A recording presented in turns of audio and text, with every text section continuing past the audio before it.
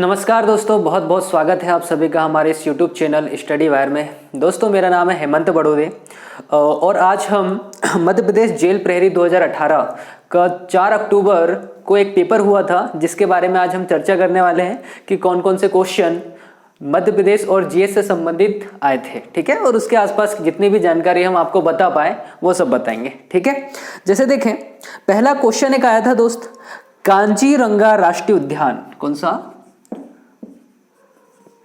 कांजीरंगा राष्ट्रीय उद्यान। कांजीरंगा राष्ट्रीय उद्यान किस जानवर के लिए प्रसिद्ध है? क्वेश्चन समझ में आया? कांजीरंगा राष्ट्रीय उद्यान किस जानवर के लिए प्रसिद्ध है? पहले तो जानवर की बात पूछी है। देखो इसमें ऑप्शन थे हाथी, पहला ऑप्शन क्या था भाई? हाथी था। दूसरा ऑप्शन था शेर, तीसरा ऑप्शन था बाघ और चौथा ऑप्शन था गेंडा।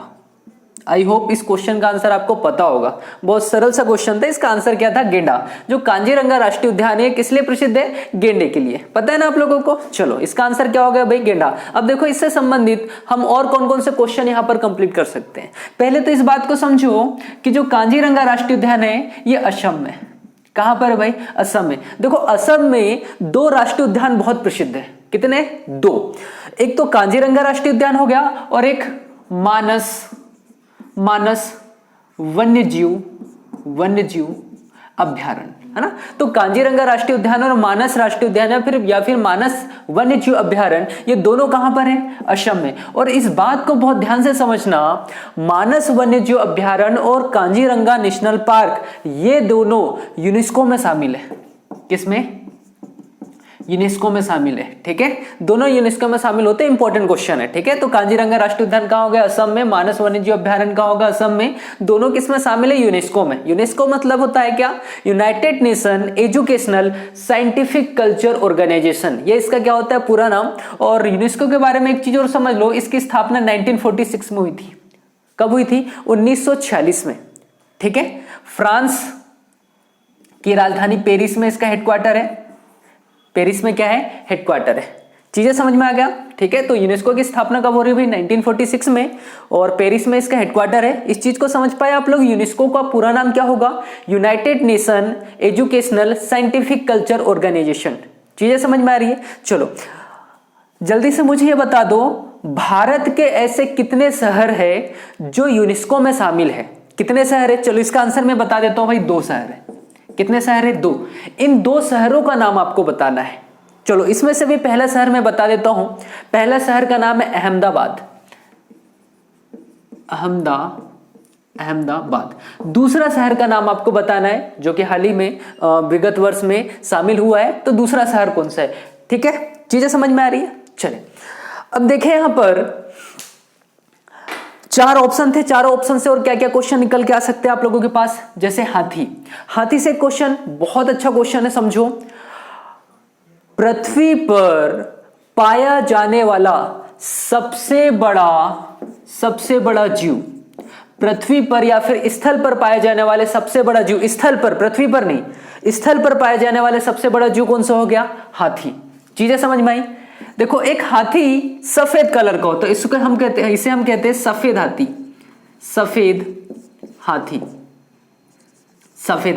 सफेद हाथियों का देश किसे कहा जाता है दोस्त? थाईलैंड को। किसे कहा जाता है? थाईलैंड को। क्वेश्चन समझ में आ रहा है? सफेद हाथियों का देश किसे कहा जाता है? थाईलैंड को। दूसरा क्वेश्चन बहुत ध्यान से समझना दोस्त, 1000 हाथियों का देश, 1000 हाथियों का देश किसे कहा जाता है? लाओस को। 1000 हाथियों का देश कहा जाता है। चीजें समझ पा रहे हो? क्वेश्चन आ गया, सबसे बड़े हाथी कहां पर पाए जाते हैं? दक्षिण अफ्रीका। सबसे बड़े हाथी कहां पाए जाते हैं? दक्षिण अफ्रीका में। इतने कुछ चीजें समझ में आई? क्या भारत में हाथी को संरक्षित करने के लिए किसी तरह की परियोजना है? बिल्कुल, हाथी संरक्षण परियोजना। नाम क्या होगा भाई? हाथी संरक्षण परियोजना। हाथी संरक्षण परियोजना की शुरुआत 1992 से की गई थी। कब से की गई थी भाई? 1992 से। अच्छा, एक करेंट का भी क्वेश्चन है, समझो कि भारत का ऐसा कौन सा राष्ट्रीय उद्यान है जहां पर हाथियों की निगरानी के लिए सीसीटीवी लगाई गई है। क्या सीसीटीवी लगाई गई है? तो याद रखना, असम का राष्ट्रीय उद्यान है, ठीक है, जिसे हम कहते हैं भारत का सबसे पहला राष्ट्रीय उद्यान था भाई, कौन सा था, जिसे हम कहते, इसकी स्थापना हुई थी 1935 में। चलो इसका नाम आप लोग बताओगे, ठीक है। भारत का पहला राष्ट्रीय उद्यान कौन सा था? असम में 1935 में इसकी स्थापना हुई थी, ठीक है। चले, तो इतनी चीजें समझ में आ गई आप लोगों को। अगला क्वेश्चन देखें क्या था।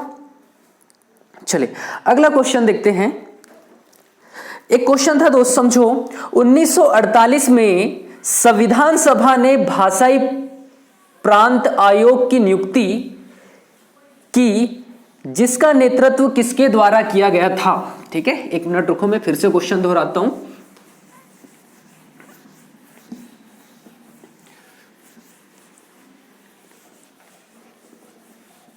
देखो क्वेश्चन क्या है, 1948 में, कब? 1948 में, 1948 में संविधान सभा ने भाषाई प्रांत आयोग, किसकी? भाषाई प्रांत आयोग की नियुक्ति की, और इसके अध्यक्ष कौन थे? भाषाई प्रांत आयोग के अध्यक्ष कौन थे? चलो मैं आपको पूरा क्रम से आपको कुछ चीजें बता रहा हूं, समझो। देखो, भारत आजाद होता है 15 अगस्त 1947 को। भाई आजाद हुआ कि नहीं? 15 अगस्त 1947 को, 15 अगस्त 1947 को भारत आजाद हो गया, स्वतंत्र हो गया। अब जब हम भारत के आजादी से पहले के भारत की अगर मैं बात करूं, तो इस बात को भली भांति समझिए आप कि भारत जो है यहां पर राज्य नहीं थे, भारत कुछ प्रांतों में विभाजित था, ठीक है। अब चूंकि आपको यह चीज पता है कि जो भारत है, भारत में बहुत प्रकार की जातियां निवास करती है, उन्हें भी बहुत प्रकार की श्रेणियों में विभाजित किया गया है। अब चूंकि भारत में बहुत सारी जनता है और अलग अलग प्रकार की जातियां रहती है, निवास करती है, तो सीधी सी बात है किसी ना किसी बात को लेकर इनके मध्य मतभेद होगा।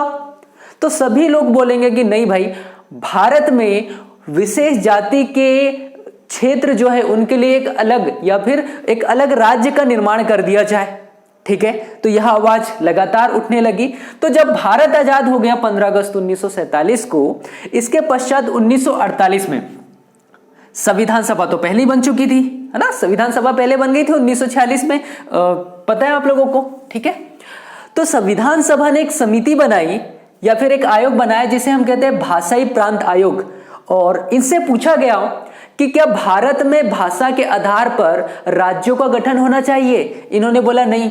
अगर भारत में भाषा के आधार पर राज्यों का गठन कर दिया जाए तो भाई भारत में तो हजारों भाषा बोली जाती है, इस तरह से भाषाई आधार से अगर हम भारत का विभाजन कर देंगे तो भारत में लगभग 1000 से ऊपर तो राज्य ही बन जाएंगे, जो कि हमारे लिए बिल्कुल सही नहीं है, संवैधानिक रूप से बिल्कुल गलत हो जाएगा वो तो, ठीक है। इस तरह से तो सभी भाषाई आधार के लोग अपने अपने राज्यों के लिए अलग मांग करना शुरू कर देंगे। तो इन्होंने बोला नहीं, भारत में भाषा के आधार पर राज्यों का गठन नहीं होना चाहिए। और जो भाषाई प्रांत आयोग है दोस्त, इसके जो अध्यक्ष थे S.K. धर, इसके अध्यक्ष कौन थे? S.K. धर थे। इस वजह से जो प्रथम भाषाई प्रांत आयोग है, इसे S.K. धर आयोग भी कहते हैं, ठीक है। तो ये दोनों एक ही है, इस बात को समझे आप। समझ में आ रहा है कि भाषाई प्रांत आयोग और S.K. धर आयोग एक ही है, और इन्हीं दोनों का गठन इसलिए किया गया था संविधान सभा के द्वारा 1948 में कि क्या भारत में भाषा के आधार पर गठन होना चाहिए राज्यों का? इन्होंने बोला बिल्कुल नहीं, ये बिल्कुल गलत हो जाएगा। अब चूंकि इन्हीं की अनुशंसा के पश्चात भारत के जो प्रथम राष्ट्रपति थे, ठीक है, भारत के प्रथम राष्ट्रपति कौन हुए भाई? भारत के प्रथम राष्ट्रपति हुए राजेंद्र प्रसाद जी, ठीक है। हालांकि राष्ट्रपति का पद तो बाद में बनता है, कब? संविधान के पश्चात, मतलब 1950 में जब भारत गणतंत्र हो गया, उसके पश्चात हमने राष्ट्रपति का पद बनाया, ठीक है। तो राजेंद्र प्रसाद ने बोला कि नहीं, फिर से एक बार आप विचार कीजिए कि भारत में भाषा के आधार पर राज्य बनना चाहिए और नहीं। और इसी के आधार पर इन्होंने इलाहाबाद इलाहाबाद कोर्ट में एक याचिका दायर कर दी। अब चूंकि राजेंद्र प्रसाद तो भारत के शीर्ष नेताओं में से एक है ना भाई, इनकी बातों को डायरेक्टली नकारा भी नहीं जा सकता। अब चूंकि उस समय हमारे पास बहुत बड़े बड़े नेता भी थे, जिनमें नेहरू जी, जवाहरलाल नेहरू की चर्चा करेंगे हम, है ना,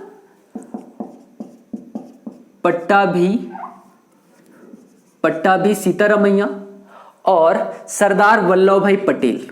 देखो 3 लोगों के नाम बता रहा हूं मैं, नेहरू जी, पट्टाभी सीतारामैया और वल्लभ भाई पटेल। JVP, अगर इन्हीं के अंग्रेजी लेटर, इन्हीं के नामों का प्रथम अंग्रेजी लेटर हम उठा ले तो इसको हम JVP कहेंगे, जवाहरलाल नेहरू, वल्लभ भाई पटेल और पट्टाभी सीतारामैया। समझ में आ रहा है?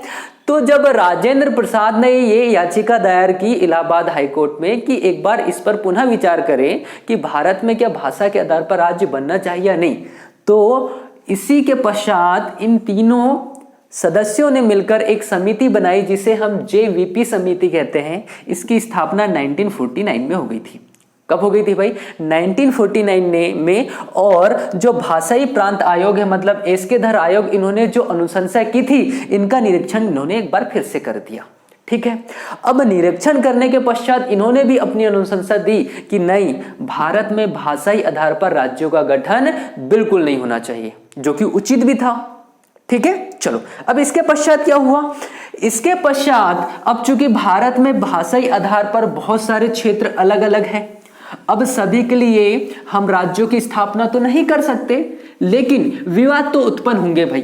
विविधता भरा देश है, विवाद उत्पन्न होंगे, अलग अलग प्रकार की भाषा सभी लोग बोलते, विवाद उत्पन्न होंगे। और विवाद उत्पन्न कैसे हुआ समझो यहां पर कि एक व्यक्ति थे जिनका नाम था रामल्लु पटल्लु, श्री रामल्लु पटल्लु। इनने अनशन कर दिया भाई 1953 के आसपास। अब अनशन कर दिया, 58 दिन तक के लगातार अनशन करते रहे। 58 दिन के बाद पश्चात स्वर्गवास हो गया इनका निधन हो गया। इनका क्या हो गया? निधन हो गया। अब JVP समिति ने ये देखा कि भाई अगर इस तरह से और इन्होंने अनशन किया, अन्य किसी लोगों ने अनशन किया, अब चूंकि इनकी मृत्यु हो गई थी तो यहां पर भाई जो आंदोलन था यह भीषण हो गया था। और आंदोलन को दबाने के लिए इन्होंने एक निर्णय लिया कि चलो भाषाई आधार पर एक राज्य का तो गठन कर देना चाहिए। तो आंध्र प्रदेश इसकी स्थापना 1953 में हो गई थी।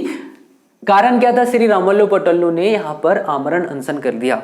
इसके पश्चात वहां की जनता उग्र हो गई और इस उग्रता को दबाने के लिए उनके सुझाव के अनुसार यहां पर आंध्र प्रदेश का गठन कर दिया गया 1953 में। और इस तरह से आंध्र प्रदेश भारत का प्रथम भाषाई आधार पर राज्य बन गया।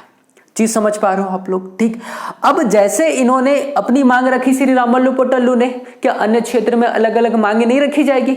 बिल्कुल रखी जाएगी। तो यहां पर देखो मैं आपको शॉर्ट में बता देता हूं कि समय के अनुसार कौन कौन से राज्यों की स्थापना कब कब होती है। जैसे आपको पता है ना, वर्तमान में भारत में 28 राज्य है। अरे है या नहीं? और केंद्र शासित प्रदेश कितने हैं भाई अपने? पहले 7 हुआ करते थे, फिर 9 हुए। अरे हुए कि नहीं? अब एक वापस से मिल चुका हो गया है, तो अब कितना हो गया? 8 हो गए। ठीक है, चलो अब समझो। तो आंध्र प्रदेश की स्थापना हो गई भाई 1953 में। चीजें समझ रहे हो? इतिहास याद है ना आप लोगों को? जैसे मैंने अपने अभी देखा कि 1948 में एसके धर आयोग की स्थापना हो गई।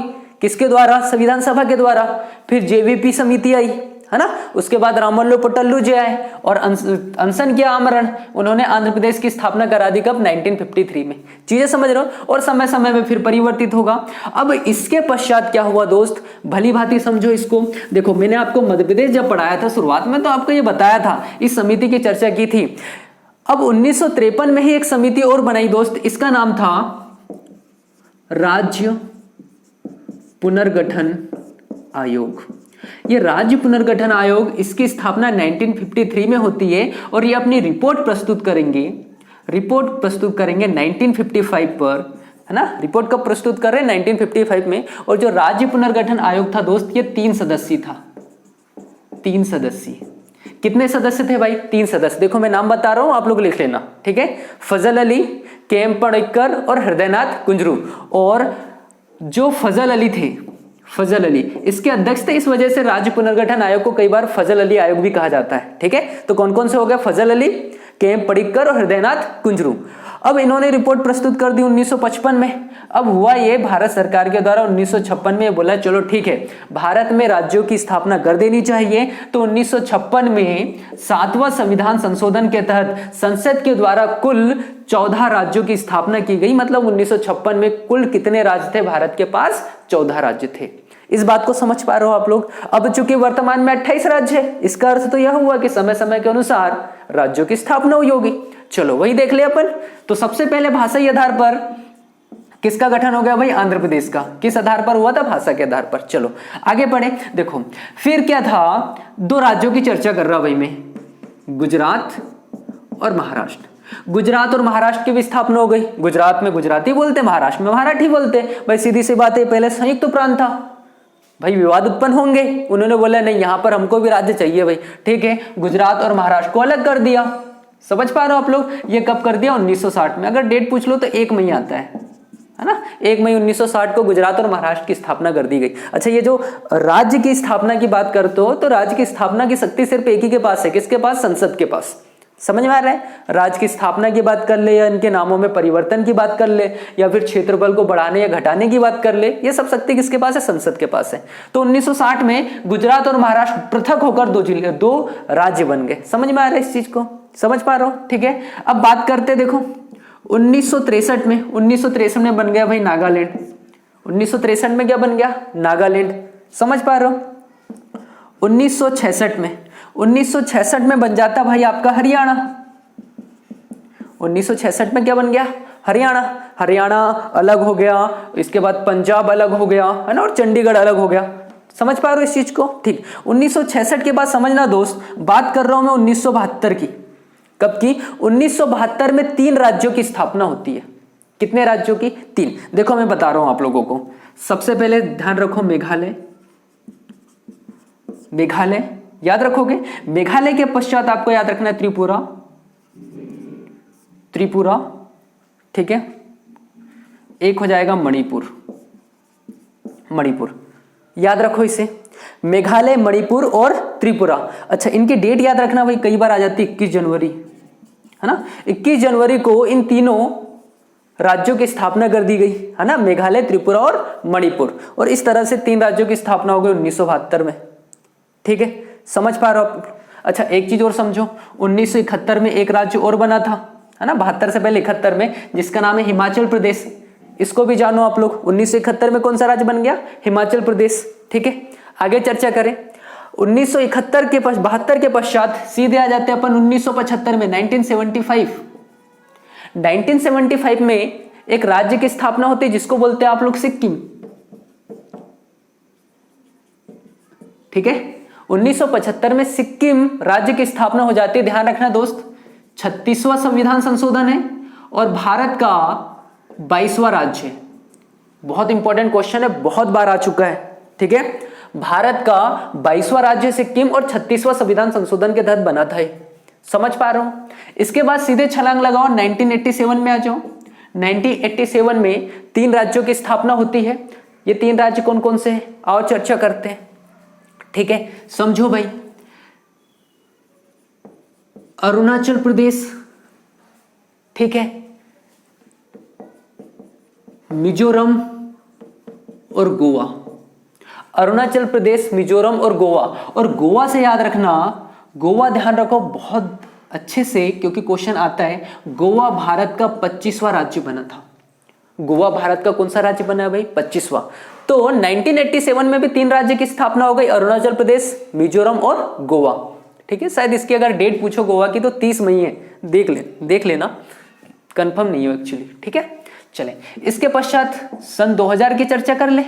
2000 में भी 3 राज्यों की स्थापना होती है ना। 3 राज्य कौन कौन से हैं? अच्छा, यहां पर तो आप आसानी से बता दोगे क्योंकि यहां पर छत्तीसगढ़ भी था, है ना। देखो 3 राज्य मैं बता रहा हूं आप लोगों को। पहला राज्य उत्तराखंड, याद रखें। यूके लिख दूं? यूके मतलब यूनाइटेड किंगडम नहीं समझना है, उत्तराखंड। ठीक है, दूसरा राज्य मैं लिख दे रहा हूं दोस्त, झारखंड। ठीक है, और तीसरा राज्य लिखना है आपको सीजी। सीजी मतलब छत्तीसगढ़ होगा। अच्छा, सभी के मैं डेट लिख रहा हूं, समझो इस चीज को।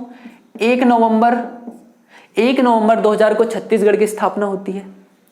ठीक है, 1 नवंबर के पश्चात 9 नवंबर को उत्तराखंड की स्थापना होती है और 15 नवंबर को स्थापना होती है किसको? झारखंड की। अच्छा, 15 नवंबर को आप इतनी आसानी से इसलिए याद रख पाओगे क्योंकि 15 नवंबर के दिन जन्म हुआ था वही बिरसा मुंडा का, और बिरसा मुंडा झारखंड क्षेत्र से बिलोंग करते थे। उन्हीं की याद में 15 नवंबर को स्थापना कर दी किसकी? झारखंड की। समझ पा रहे हो आप लोग? अच्छा, कई बार यहाँ पर क्रम जमाने के लिए आ जाता है, तो ध्यान से समझना। छत्तीसगढ़ 1 नवंबर है, 9 नवंबर को उत्तराखंड है और 15 नवंबर को क्या होगा? झारखंड होगा। ठीक है। अच्छा, इसके पश्चात और भारत में राज्य बने क्या? बिल्कुल बने। कब बने भाई? 2014 में। 2014 में एक राज्य बन गया जिसका नाम क्या था भाई? तेलंगाना। तेलंगाना कब? 2 जून 2014 को भारत में एक राज्य की स्थापना हो गई जिसका नाम था क्या? तेलंगाना। ठीक है। तेलंगाना का पृथक्करण हुआ था भाई किससे? ये हुआ था आंध्र प्रदेश से। आंध्र प्रदेश क्या? तो भारत का जो प्रथम भाषाई आधार पर राज्य बना था। समझ पा रहे हो आप लोग? तो ये रहा भाई भारत में किस तरह से राज्यों की स्थापना होती है और कब कब होती है। समझ पाए आप लोग इस चीज को? ठीक है, चले। अच्छा, एक छोटा सा क्वेश्चन पूछूं मैंने आपको पुराने वीडियोस में ये बताया है क्वेश्चन कि जो 2000 में मध्य प्रदेश का विभाजन हुआ यह किस संविधान संशोधन के तहत हुआ? इस क्वेश्चन का आंसर बताए भाई आप लोग कि जो छत्तीसगढ़ का इसकी स्थापना होती है और मध्य प्रदेश का विभाजन होता है यह किस संविधान संशोधन के तहत हुआ था? समझ पा रहे हो आप लोग? चले, तो अच्छा, जितनी भी चीजें मैं आपको बता रहा हूँ भैया एक कॉपी में लिख लिया करो क्योंकि चीजें बहुत सारी बता देता हूं मैं, और आप सीधे सीधे सुनोगे तो कई बार क्या होता है कि आप भूल जाओगे, है ना। तो इन्हें याद रखने के लिए क्या करोगे, एक बार तो वीडियो देख लेना बहुत अच्छे से और चीजें को शॉर्ट में नोट भी करते चलो। ठीक है, देखो आपको करें इस प्रीवियस ईयर के क्वेश्चनों के साथ मैंने भारत में राज्यों की स्थापना कब कब होती, कैसे कैसे होती, इसके बारे में पूरी चर्चा कर दी आपके साथ। ठीक है, तो आपको अलग से कहीं पढ़ने की जरूरत ही नहीं पड़ेगी। और वैसे भी यह चैप्टर जब मैं पढ़ाऊंगा तो आपको फिर से पढ़ा दूंगा ये। ठीक है, भारत में राज्यों का गठन वाला चैप्टर जब आएगा तो इतनी ही चीजें फिर से बता देंगे, वहां पर रिवीजन हो जाएगा आप लोगों का। चले अगले क्वेश्चन की चर्चा करें भाई अपन। चलो अगला क्वेश्चन क्या है, देखो भाई, मध्य प्रदेश में किस जिले में गन गैरेज फैक्ट्री है? Gun garage factory Madhya Pradesh के किस जिले में गन गैरेज फैक्ट्री है? ठीक है, इसको आप ऑर्डिनेंस फैक्ट्री भी कह सकते हो, और मध्य प्रदेश में एक ही जगह है, ये जबलपुर में, जबलपुर। ठीक है, मध्य प्रदेश में गन गैरेज फैक्ट्री कहाँ है? जबलपुर में। अच्छा, कई एक बार क्वेश्चन ये आ गया था, इसकी रूपरेखा थोड़ी सी परिवर्तित कर दी थी। क्वेश्चन ये पूछ लिया था भाई कि मध्य प्रदेश में जो सेना के लिए वाहनों का निर्माण कहाँ पर होता है? आंसर क्या था? जबलपुर। तो जो भारतीय सेना है इसमें आपने देखा होगा ना मूवीज में कि बड़े बड़े ट्रकों से घूमते हैं, है ना, तो बड़े बड़े ट्रकों का निर्माण कहाँ होता है? जबलपुर में होता है। और ये जो गन गैरेज फैक्ट्री है इसको आप ऑर्डिनेंस फैक्ट्री कहते हो, 1904 में बनी थी, है ना, 1904 में बन गई थी जबलपुर में। ठीक है, जबलपुर को तो आप बहुत भली भांति से जानते हो, जबलपुर नर्मदा नदी के किनारे है भाई, है ना, नर्मदा नदी के किनारे है जबलपुर। आपके संगमरमर के लिए प्रसिद्ध है, संगमरमर। पिछले लेक्चर में आपको बताया था मैंने संगमरमर क्या होता है, इसकी डेफिनेशन बताई थी ना। अच्छा, संगमरमर कैसा? सफेद संगमरमर, है ना। और वहीं अगर मैं आपसे ये पूछ लूं कि भाई भारत में रंगीन संगमरमर कहाँ पाए जाते हैं, मैंने आपको बताया था मकरान की खान। मकरान खान कहाँ है भाई? आपके राजस्थान में है या नहीं? अच्छा, मकरान की खान राजस्थान में। वही अगर क्वेश्चन पूछ लूं मकरान तट किस देश में है तो पाकिस्तान आंसर हो जाता है। समझ में आ पा रहा है? चलिए अगला क्वेश्चन देखिए भाई क्या है। अगला क्वेश्चन था मध्य प्रदेश की कौन सी जनजाति नंदना प्रिंट के कपड़े पहनती? बहुत ही अच्छा क्वेश्चन था, बहुत सुंदर क्वेश्चन था ये। नंदना प्रिंट के कपड़े, देखो नंदना प्रिंट, इसमें होता क्या है, एक सीधी सिंपल सी साड़ी होती है उसमें फिर प्रिंट कर दिया जाता है। इसमें नेट पर सर्च करना आप लोग, साड़ियों में आपको साड़ियों की कुछ पिक्स दिखेगी, नंदना प्रिंट। तो ध्यान रखना है मध्य प्रदेश के जो पश्चिमी इलाकों में, मध्य प्रदेश में जो सर्वाधिक जनजाति निवास करती है जिसका नाम है भील जनजाति के द्वारा नंदना प्रिंट के कपड़े पहने जाते हैं। ठीक है, और मध्य प्रदेश में भील जनजाति सर्वाधिक कहां पाई जाती है भाई? झाबुआ में। झाबुआ में नंदना प्रिंट के कपड़े पहनने वाली भील जनजाति निवास करती है। ठीक है, और दूसरी चीज समझो, अगर आपको एक क्वेश्चन आ गया कि भारत में सबसे अधिक जनजाति, सबसे संख्या में सबसे बड़ी जनजाति कौन सी है तो गोंड, और मध्य प्रदेश में कौन सी है तो भील है। क्वेश्चन समझ में आ रहा है आप लोगों को? भारत में सबसे अधिक जनसंख्या में कौन सी जनजाति है? तो गोंड। और वहीं मध्य प्रदेश की चर्चा करोगे तो आंसर क्या आ जाएगा? भील। ठीक है, चलिए मध्य प्रदेश में कहां ज्यादा निवास करती है? तो झाबुआ में। ठीक, चलिए अगले क्वेश्चन की चर्चा करें भाई आप लोग। देखो क्वेश्चन क्या था, मध्य प्रदेश के किस जिले में मार्च 2018 में पांचवा नदी महोत्सव, पांचवा नदी महोत्सव जो है ये ध्यान रखो होशंगाबाद में आयोजित हुआ था। होशंगाबाद में आयोजित हुआ था। और जो होशंगाबाद में जब आयोजित हुआ था तो ध्यान रखना यहां पर भारत के एक मंत्री भी आए थे। आपको नाम बताना है, मंत्री का नाम क्या है? ठीक है, चले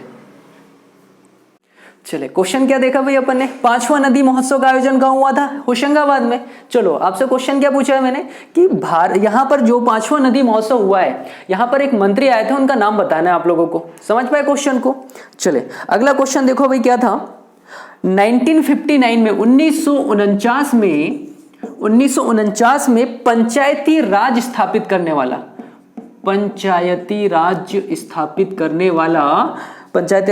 करने वाला प्रथम राज्य कौन सा था? चलो इसके बारे में देखो, मैं आपको बहुत सारी विशेष चीजों से अवगत कराता हूं आप लोगों को, और इंपॉर्टेंट भी क्वेश्चन आते हैं यहां से।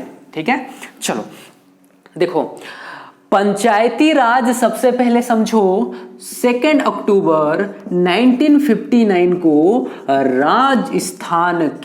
राजस्थान के नागौर जिले में, कौन सा भाई? राजस्थान के नागौर जिले में शुरू किया गया था। लेकिन बहुत ध्यान से समझो, यह असंवैधानिक था, असंवैधानिक। अभी कैसे मैं बताऊंगा आप लोगों को। वो इसलिए क्योंकि संविधान में तो पंचायती राज का उल्लेख तो था, लेकिन पंचायती राज से संबंधित जो अवधारणा थी वो आपके संविधान में नहीं थी। ठीक है, तो सबसे पहले पंचायती राज असंवैधानिक रूप से लागू करने वाला कौन सा था? राजस्थान का कौन सा जिला? तो नागौर जिला। अच्छा, सेकेंड क्या था वो भी देख लो भाई। सेकेंड था ये भी 11 अक्टूबर 1959 में ही शुरू हुआ था, और इसका नाम था आंध्र प्रदेश, है ना, आंध्र प्रदेश। तो स्टार्टिंग के दो समझ पाए आप लोगों को?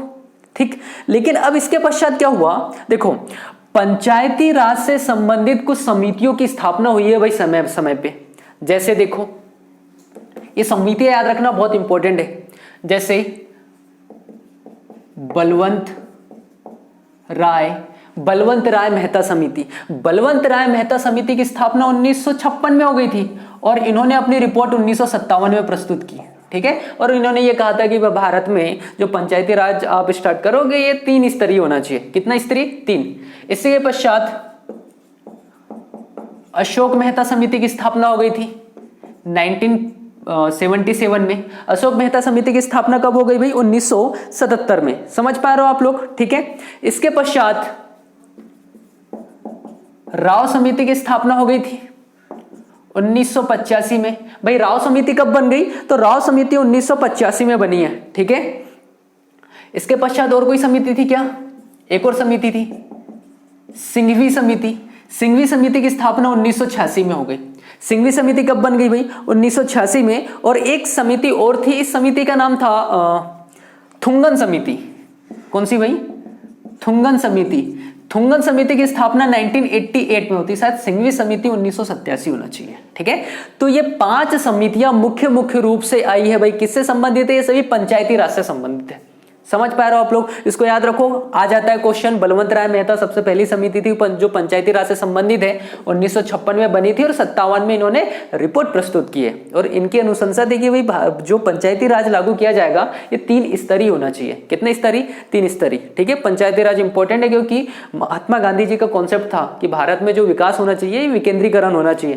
क्योंकि अगर आपको किसी देश का विकास करना है तो सबसे पहले ग्रामीण क्षेत्रों का विकास कीजिए, तब आप कहोगे कि हाँ देश का विकास हुआ है। अगर शहरों का ही विकास करोगे तो इससे ये औचित्य नहीं होता, यह मतलब नहीं निकलता है कि भाई आपने देश का विकास कर लिया। ठीक है, क्योंकि भारत में अधिकांश जनता कहाँ निवास करती है? ग्रामीण क्षेत्रों में, है ना।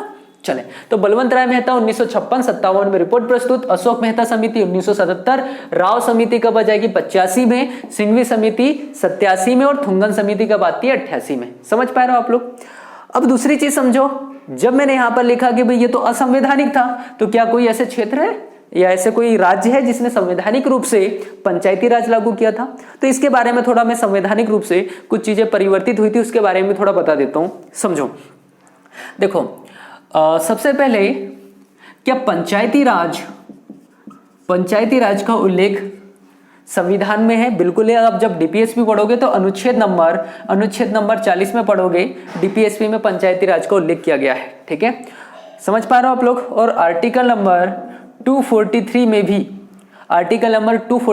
पंचायती राज से संबंधित प्रावधान दिए गए हैं। ठीक है, तो इसका उल्लेख संविधान में है। अब दूसरी चीज समझो, अगर इसका उल्लेख संविधान में तो इसका अर्थ तो यह भी हुआ कि जब प्रारंभ में नहीं था तो संविधान संशोधन के तहत बनाया होगा। तो समझना दोस्त, बात कर रहे हैं हम 73वां संविधान संशोधन की। किसकी? 73वां संविधान संशोधन जो है ये हुआ था 1993 में। कब हुआ था? 1993 में। और इसके तहत 11वीं अनुसूची जोड़ी गई। कौन सी? 11वीं अनुसूची जोड़ी गई और इसी में हम उल्लेख करते हैं किसका?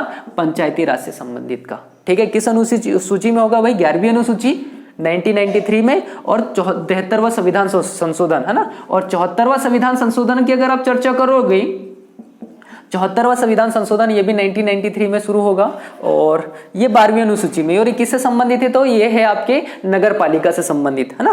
73वां किससे है भाई? पंचायती राज से। और 74वां किससे? नगर पालिका। दोनों त्रिस्तरीय ढांचे हैं। हाँ, ये अलग बात है कि भारत ये सभी राज्यों को यह अपनी सभी राज्यों को छूट दे दी गई थी कि वे किस तरह का ढांचा अपनाना चाहते, त्रिस्तरीय या द्विस्तरीय, या वैसे 2-3 राज्य भी जिन्होंने पंचायती राज नहीं अपनाया है। ठीक है, तो मुख्यतः ज्यादातर भारत में जो 3 स्तरीय ढांचा चलता है। ठीक है, चलो ये 12वीं अनुसूची में ये क्या हो जाएगी? नगर पालिका। समझ पा रहे हो आप लोग? चले, तो संवैधानिक रूप से भारत का कौन सा ऐसा राज्य रहा जिसने पंचायती राज लागू किया? तो ध्यान रखना, मध्य प्रदेश। संवैधानिक रूप से पंचायती राज लागू करने वाला भारत का पहला राज्य कौन सा था? तो आपका आंसर आएगा मध्य प्रदेश। 24 अप्रैल के दिन लागू किया था इनने। कब? 24 अप्रैल को। अब चूंकि 24 अप्रैल को लागू कर रहा है मध्य प्रदेश, इसका अर्थ तो यह भी हुआ कि 24 अप्रैल को हम पंचायती दिवस मना सकते हैं, और बिल्कुल मनाते हैं। 24 अप्रैल को कौन सा दिवस आएगा भाई? पंचायत दिवस आएगा। इस बात को जानिए आप लोग। समझ गए इतनी चीजें? चले, तो चीजें नोट डाउन कर लेना, अभी मैं मिटा रहा हूं। ठीक है, चले, चलो इसके पश्चात कौन सा क्वेश्चन आया था भाई, उसकी भी चर्चा करें। क्वेश्चन था आप लोगों का भैया, देखो, खालिस्तान अवसर की पूर्व संध्या पर बच्चों को लाल बहादुर पुरस्कार दिया जाता है ना। लाल बहादुर पुरस्कार कब दिया जाता है? छोटा सा क्वेश्चन है। ठीक है, लाल बहादुर शास्त्री जी को तो जानते हो आप लोग, उन्हीं की याद में लाल बहादुर पुरस्कार दिया जाता है। ठीक है, तो ध्यान रखो भाई, लाल बहादुर पुरस्कार जो है ये गणतंत्र दिवस की संध्या को दिया जाता है। गणतंत्र दिवस की संध्या को दिया जाता है लाल बहादुर पुरस्कार। और लाल बहादुर पुरस्कार, और ये इसकी शुरुआत 1999 में की गई थी, 1999 में की गई थी। याद रखोगे, लाल बहादुर शास्त्री जी को जानते हो आप लोग। ठीक है, मरणोपरांत भारत रत्न प्राप्त करने वाले व्यक्ति कौन है भाई? लाल बहादुर शास्त्री। 1966 में इनकी मृत्यु हो गई थी। ताशकंद समझौता करने गए थे कि नहीं ये लोग? ठीक है, चले आगे पढ़े अपन। अगला क्वेश्चन क्या है? देखो, अगला क्वेश्चन था मध्य प्रदेश की राज्य मछली कौन सी भाई? महासीर।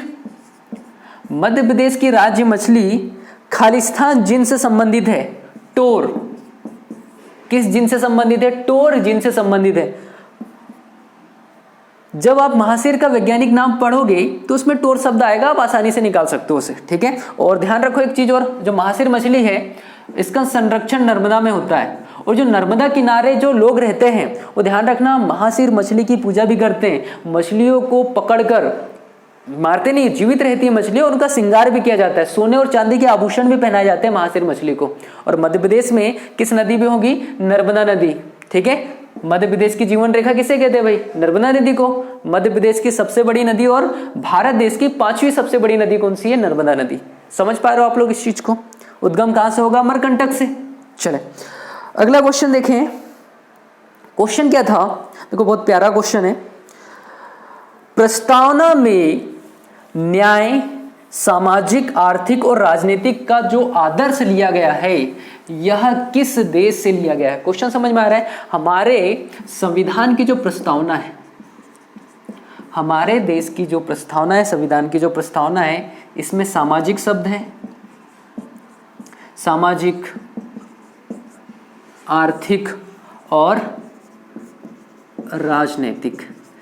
सामाजिक, आर्थिक और राजनीतिक शब्द जो है यह किस देश की क्रांति से लिया गया था? दोस्त याद रखना, रूसी क्रांति से। किस देश से लिया गया है भाई? रूसी क्रांति से। ठीक है, रूसी क्रांति से लिया गया है, इस बात को समझो। रूसी क्रांति, अच्छा रूसी क्रांति कब हुई थी पता है आप लोगों को? 1970 में, 1917 में रूसी क्रांति की शुरुआत हुई थी और वहां पर समाजवाद, आर्थिक और राजनीतिक शब्द का उल्लेख किया गया और हमने वहीं से लिया गया।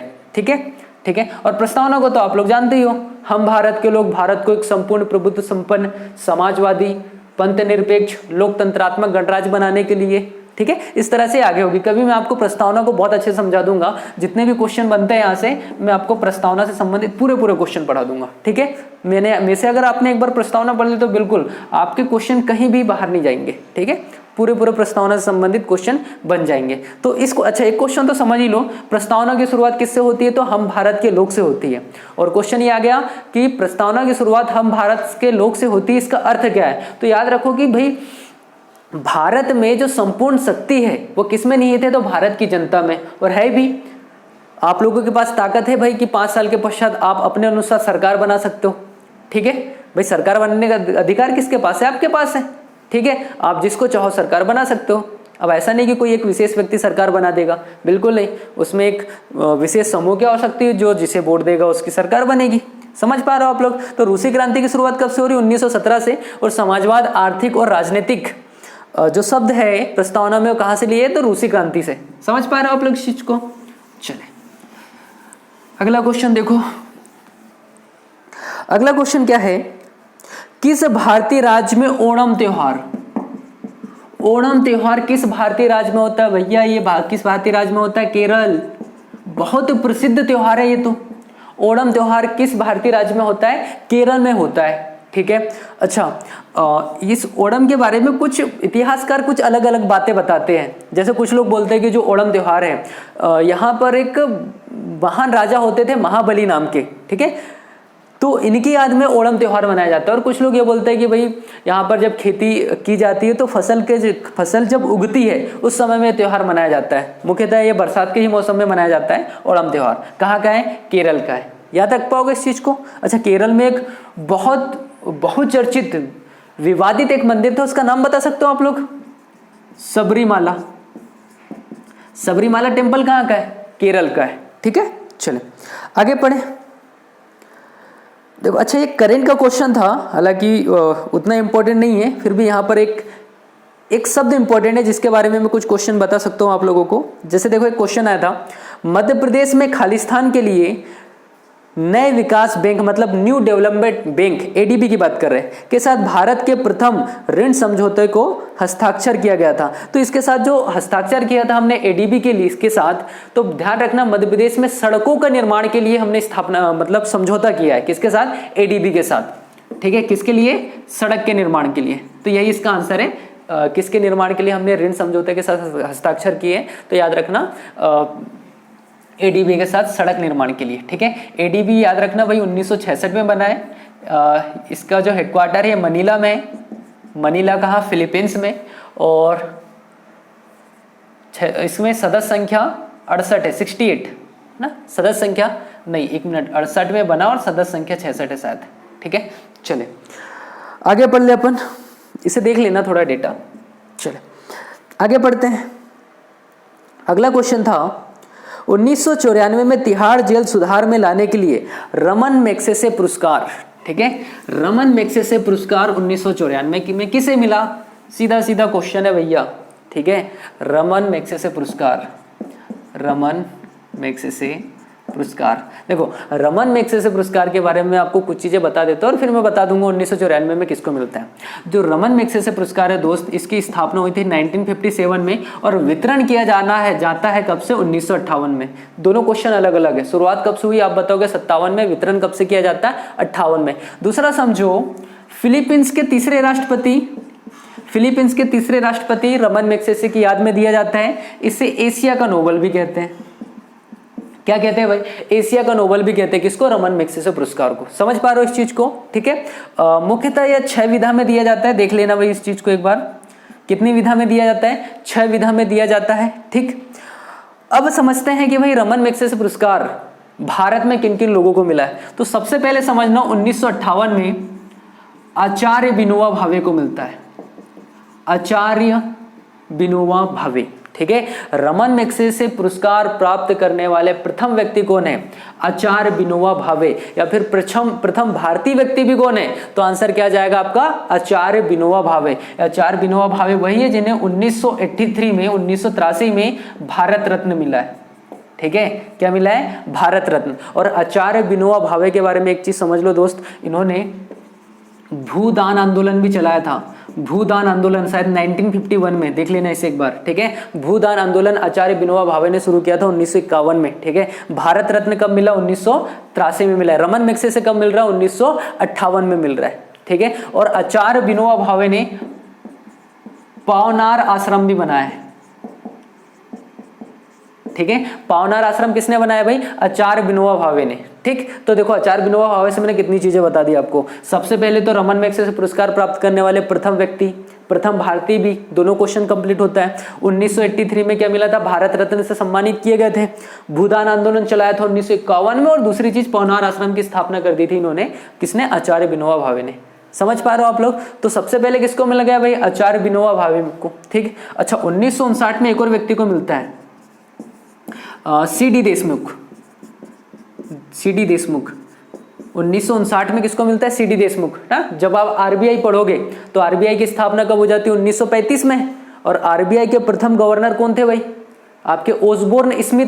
लेकिन जब आप यहीं पर क्वेश्चन पढ़ते हो कि आरबीआई के प्रथम भारतीय गवर्नर जनरल कौन थे, तो आप पढ़ते हो सीडी देशमुख। सीडी देशमुख कौन है? समझ में आया? प्रथम भारतीय गवर्नर काय के आरबीआई के सीडी देशमुख। उन्हें 1959 में मिला था क्या? रमन मैग्सेसे पुरस्कार। अच्छा वैसे मिला बहुत सारे लोगों को है, लेकिन मैं मुख्य बता रहा हूं आप लोगों को। जैसे 1994 में मिलता है भाई आपकी भारत की प्रथम आईपीएस महिला किरण बेदी को मिला। और क्वेश्चन यही है, रमन मैग्सेसे पुरस्कार तिहाड़ जेल में सुधार के लिए किसे मिला है? तो किरण बेदी। ध्यान रखना, रमन मैग्सेसे पुरस्कार प्राप्त करने वाली प्रथम महिला कौन है? किरण बेदी है। कब? 1994 में। और किसमें सुधार किया था? तिहाड़ जेल में। ठीक है। और किरण बेदी से याद रखना भाई, भारत की प्रथम आईपीएस महिला है। इनकी कुछ पुस्तक भी है, जैसे माई डेयर, और एक और है मेरा संघर्ष। ये दोनों किसकी पुस्तक है? किरण बेदी की है। याद रख पाओगे आप लोग? ठीक है। किरण बेदी की 2 बुक है, कई बार क्वेश्चन आ जाता है। ठीक है। माई डेयर किसकी बुक है? किरण बेदी की। मेरा संघर्ष किसकी पुस्तक है? किरण बेदी की। भारत की प्रथम आईपीएस महिला कौन है भाई? किरण बेदी। प्रथम रमन मैग्सेसे पुरस्कार प्राप्त करने वाली महिला कौन है? किरण बेदी। समझ पा रहे हो आप लोग? अच्छा 2006 में यह पुरस्कार आम आदमी पार्टी के बहुप्रसिद्ध नेता कौन? अरविंद केजरीवाल जी को। अरविंद केजरीवाल जी को भी 2006 में मिला है। ध्यान रखें, बहुत पहले से फेमस पर्सनालिटी है वे। ठीक है। और किसी को मिला है? अच्छा 2019 में बहुत विशेष है, इन्हें तो याद ही रखना। 2019 में मिला भाई रवीश कुमार को। ठीक है। एंकर है ये एनडीटीवी के। ठीक है। शायद अभी पता नहीं किस टीवी के हैं, बाकी याद रखना एंकर है। ठीक है। अच्छा 2018 में भी 2 लोगों को मिला था। एक मिला था बेजवाड़ा विल्सन को, और एक मिला था आपका सोनम वांगचुक को। ठीक है। ये दोनों पुरस्कार ये दोनों लोगों को मिला था। सोनम वांगचुक, आपने 3 इडियट मूवी देखी होगी, जो रणछोड़ दास छाछड़ होते हैं, जो आमिर खान ने जिनका किरदार निभाया था वो सोनम वांगचुक है, लेकिन उन्होंने नाम परिवर्तित कर दिया और नाम क्या रखा? फुंगशुक वांगडू। ठीक है। चले, तो इतनी चीज समझ पा रहे हो आप लोग? चले आगे पढ़ते हैं भाई। अगला क्वेश्चन क्या था? अगला क्वेश्चन था लाल बहादुर शास्त्री राष्ट्रीय पुरस्कार 2011 में किसे मिला? भाई 2011 का क्वेश्चन था, उतना इंपॉर्टेंट नहीं है। याद रखना प्रोफेसर यशपाल को मिला था। किसको? प्रोफेसर यशपाल को मिला था। ठीक है। चलो अगला क्वेश्चन क्या है? अगला क्वेश्चन देखो, 2018 में मध्य प्रदेश के प्रसिद्ध कड़कनाथ मुर्गे को टैग दिया गया। क्वेश्चन ऐसा था, क्या है, कड़कनाथ चिकन को किसके द्वारा टैग किया गया? भाई जीआई टैग, भौगोलिक इंडिकेटर बोलते हैं ना, भौगोलिक क्या बोलना चाहिए, संकेत, भौगोलिक संकेत के द्वारा जीआई टैग दिया गया। और ये कहाँ का है? झाबुआ का। भाई भौगोलिक संकेत नहीं है झाबुआ का, क्या है? कड़कनाथ, कड़कनाथ चिकन। जिन लोगों ने खाया होगा पता होगा कितना कड़क है ये, ठीक है। चले आगे पढ़े अपन। अगला क्वेश्चन क्या है, देखो भाई, निम्नलिखित में से किस संस्थान द्वारा न्यूनतम समर्थन मूल्य की सिफारिश की जाती है? भाई न्यूनतम समर्थन मूल्य एमएसपी जो है, मिनिमम सपोर्टिंग प्राइस, किसके द्वारा दिया जाएगा? कृषि के क्षेत्र में तो कौन सा मंत्रालय करेगा? कृषि मंत्रालय करेगा या नहीं? ठीक है, तो कृषि लागत और कीमतों के लिए आयोग के द्वारा एमएसपी तैयार किया जाता है और लागू, मतलब इसके लिए नीति निर्माण का कार्य किस मंत्रालय के द्वारा होगा? तो कृषि मंत्रालय के द्वारा। समझ पा रहे हो? अगला क्वेश्चन देखो क्या है, मध्य प्रदेश के किस क्षेत्र में बॉक्साइट पाया जाता है? ठीक है, ऑप्शन थे छिंदवाड़ा, कटनी, बैतूल और धार। जो बॉक्साइट है ना, देखो मुख्यतः मध्य प्रदेश में कहाँ कहाँ पाए जाते हैं? अमरकंटक वाले क्षेत्र में, ठीक है, कटनी, जबलपुर, इन क्षेत्रों में क्या पाया जाता है? बॉक्साइट। तो इसमें ऑप्शन भी कटनी है, ठीक है। ऑप्शन देखो क्या था? छिंदवाड़ा, कटनी, बैतूल और धार। तो कहां मिलेगा आपको? कटनी में, ठीक है। निम्नलिखित में से कौन सी नदी अमरकंटक से नहीं निकलती? देखो 4 ऑप्शन थे, सोन नदी, बेतवा नदी, जोहिला नदी और नर्मदा नदी, ठीक है। क्या आंसर आएगा भाई? अमरकंटक से कौन सी नदी नहीं निकलती? सीधा सा आंसर इसका बेतवा नदी, है ना। बेतवा नदी तो रायसेन के कुमरा गांव से निकलती है, ठीक है। बाकी जो 3 नदी है, ठीक है, ये सब कहां से निकलती है? अमरकंटक से, ठीक है। और जो जोहिला नदी है, सोन नदी की क्या है? सहायक नदी है। समझ पा रहे हो आप लोग? और नर्मदा नदी को तो आप भली भांति जानते हो, मध्य प्रदेश की सबसे बड़ी नदी है, 13-12 किलोमीटर लंबाई है, 1077 मध्य प्रदेश में इसकी लंबाई है। पढ़े ना आप लोग इस चीज को? चलिए अगला क्वेश्चन देख लो भाई, क्या है, निम्नलिखित में से कौन सा संस्थान सिंचाई दक्षता सुधार परियोजना के लिए आर्थिक रूप से मध्य प्रदेश की मदद करने के लिए सहयोग कर रहा है? एडीबी। देखो एडीबी से 2 क्वेश्चन आए थे। इससे पहले क्वेश्चन क्या देखा था कि भाई मध्य प्रदेश ने इसके साथ समझौता किया था, किस लिए? कृषि से संबंधित, कृषि नहीं, सड़क निर्माण से संबंधित। और दूसरा क्वेश्चन आ गया है कि आर्थिक रूप से मध्य प्रदेश की मदद करने के लिए कौन सहमत हो गया है? भाई किसने पैसा उधार दिया था? एडीबी ने। एडीबी मतलब एशियाई विकास बैंक। चलो अगला क्वेश्चन समझो क्या है, मध्य प्रदेश में भारतीय विमान प्राधिकरण मतलब AAI airport authority of India 1995 में गठन हुआ है। एयरपोर्ट अथॉरिटी ऑफ इंडिया, ठीक है। एयरपोर्ट अथॉरिटी ऑफ इंडिया के द्वारा मध्य प्रदेश में कौन सा हवाई अड्डा संचालित किया जाता है? देखो इसका ऑप्शन क्या क्या थे। अगर जिनको मध्य प्रदेश के हवाई अड्डे पता है वो आसानी से इसके आंसर निकाल सकता था, अगर नहीं भी पता था आंसर तो देखो ऑप्शन थे आपके, खंडवा आंसर होगा क्या? खंडवा में तो हवाई अड्डा ही नहीं है, बिल्कुल नहीं होगा आंसर। दूसरा ऑप्शन देखो पन्ना में सुना आप लोगों ने? बिल्कुल नहीं है, ठीक है। फिर क्या था ऑप्शन आप लोगों का? सतना में है क्या? बिल्कुल नहीं। अगला ऑप्शन था खजुराहो, तो खजुराहो इसका आंसर है। समझ पाए आप लोग कि जो एआई है मध्य प्रदेश का कौन सा हवाई अड्डा संचालित करता है? तो खजुराहो को, ठीक। अगला क्वेश्चन देखो क्या है, मध्य प्रदेश के किस शहर ने 2017 में 62वीं सीनियर राष्ट्रीय कुश्ती चैंपियनशिप की मेजबानी की थी? इसका आंसर इंदौर था। हालांकि 2017 का करेंट था, वो अभी आप लोगों के लिए इंपॉर्टेंट नहीं है क्योंकि आपका एग्जाम अभी होने वाला है नवंबर में, तो आपको 2020 के करेंट याद रखना है ना कि 2017 के। समझ पा रहे हो?